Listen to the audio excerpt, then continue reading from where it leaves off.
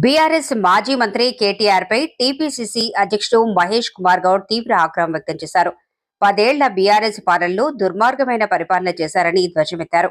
కేటీఆర్ పాదయాత్ర చేస్తానంటున్నారని, ఆయన పాదయాత్ర కాదని, ఏం చేసినా రాష్ట్ర ప్రజలు బీఆర్ఎస్ ని క్షమించారని హెచ్చరించారు. కేసీఆర్ అప్పులు చేసి ఫామ్ హౌస్ లో పడుకున్నారని ఎద్దేవా చేశారు. కేటీఆర్ పాదయాత్రకు ముందు మీ చెల్లి కవిత అడుగుతున్న ప్రశ్నలకు సమాధానం చెప్పాలని సవాల్ విసిరారు.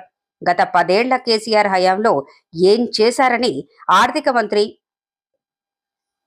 మల్లు భట్టు విక్రమార్క లెక్కలతో సమాధానాలు అడుగుతుంటే కేసీఆర్ అండ్ కో సతమతమవుతున్నారని విమర్శించారు.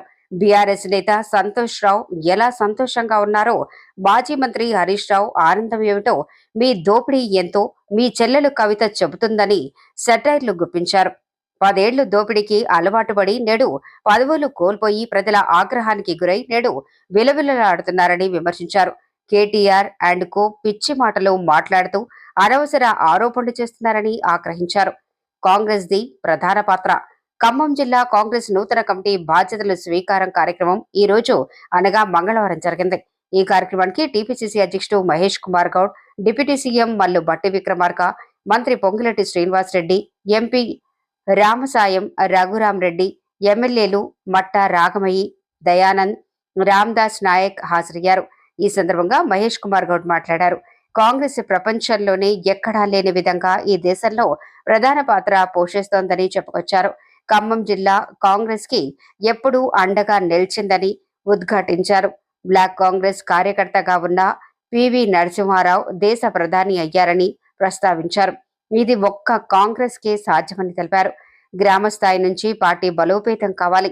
గ్రామస్థాయి నుంచి పార్టీ బలోపేతం కావాలని మహేష్ కుమార్ గౌడ్ పిలుపునిచ్చారు. కాంగ్రెస్ కార్యకర్తల కష్టంతో నేడు తెలంగాణలో అధికారంలోకి వచ్చామని పేర్కొన్నారు. రాజ్యాంగాన్ని సమూలంగా వారికి నచ్చినట్లుగా మార్చేందుకు మోదీ ప్రభుత్వం కుట్రలు చేస్తుంటే కాంగ్రెస్ అడ్డుకుందని తెలిపారు. కాంగ్రెస్ అగ్రనేత రాహుల్ గాంధీ పోరాట ఫలితంగా కులగణన చేశారని ప్రస్తావించారు. కాంగ్రెస్ లో సామాన్య కార్యకర్తలు కీలక పదవులు పొందారని అన్నారు. బట్టి విక్రమార్క చేసిన పాదయాత్ర చరిత్రలో నిలిచిపోయిందని ఉద్ఘాటించారు.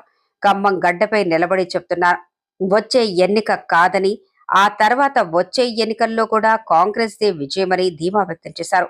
చేతనైతే తమ విజయాన్ని అడ్డుకోవాలని ప్రతిపక్షాలకు సవాల్ విసిరారు. ఎన్నికల సమయంలో రేవంత్ రెడ్డి, బట్టి విక్రమార్క ప్రజలకు ఇచ్చిన ప్రతి ఒక్క హామీని తాము నెరవేరుస్తున్నామని తెలిపారు. ఖమ్మం నుంచే కాంగ్రెస్ విజయం ప్రారంభమైందని చెప్పుకొచ్చారు. పార్టీ కోసం పనిచేసే ప్రతి ఒక్కరిని గుర్తిస్తామని మహేష్ కుమార్ గౌడ్ పేర్కొన్నారు.